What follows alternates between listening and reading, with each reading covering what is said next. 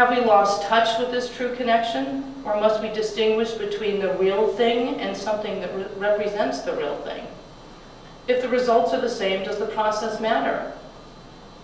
If Newman's own sells salad dressing to McDonald's and gives charity dollars to OFRF, will we ever see an organic McGreens?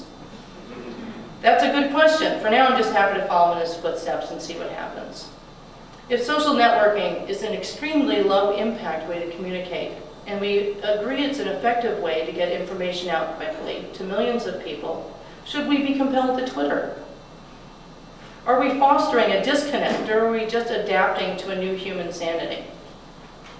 Social networking certainly worked for Obama and his team, and words like sustainable and environment and community no longer need to be brought to the forefront because we have a president who says them and he can pronounce them, and I know he knows what they mean.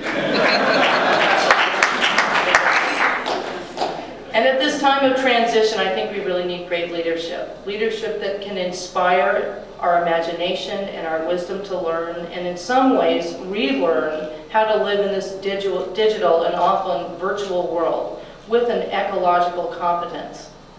If we had many great leaders that inspired and by example showed us how to expand our community, our stewardship of the land, perhaps we would be asking and looking for ways to connect with the land. Perhaps we would be asking and looking for ways to connect with the land, our food, instead of feeling compelled to connect with the internet. Without great examples, will the Facebook generation ever recognize the difference between the brilliant yellow produced in the latest flat screen and the brilliant yellow of a pasture farm-raised egg? It reminds me of an Alan Watts lecture where Alan is talking about concepts and perception, and he mentions a couple standing on the edge of the Grand Canyon, and one of them says to the other, "Look at that, it's as pretty as a picture."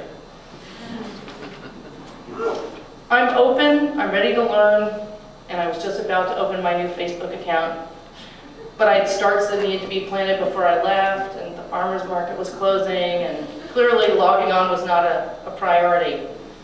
And then I remembered the words of my ecology professor at College Atlantic, the great late William Drury, who would say, when you feel off balance and things are not what they seem, pay attention, you're about to learn something. The more I thought about it, the more I started to think that there would need to be some tangible, lasting, and authentic outcome to my investing time in Facebook. I knew my father would certainly ask, "Well, kid, is anything good going to come from this?"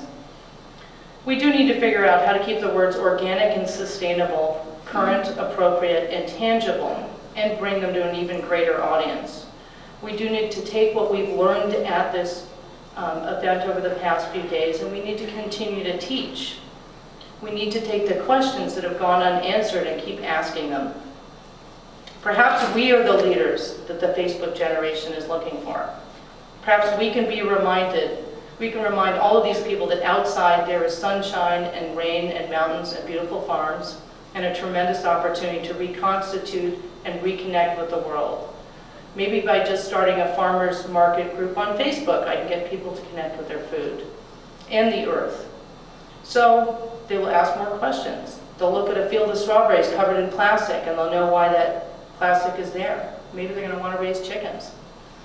So I'm looking around me and I'm reflecting on all that I've learned over the past few days, and I feel a powerful optimism, and I don't feel any guilt about the energy I've consumed to get here, so long as I take what I've learned and do something good with it. Noblesse oblige, or as my father would say, if people knew how good it felt to give away money, they wouldn't wait till they died.